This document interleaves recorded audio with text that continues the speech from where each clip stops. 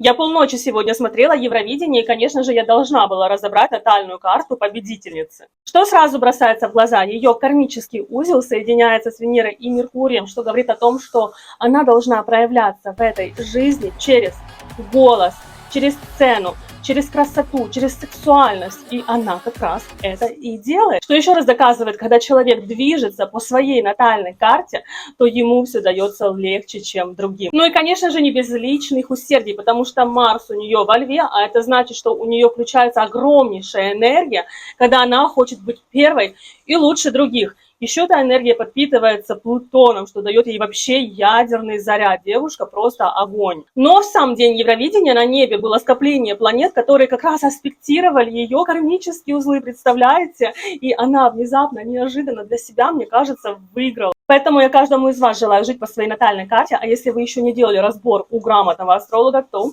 welcome!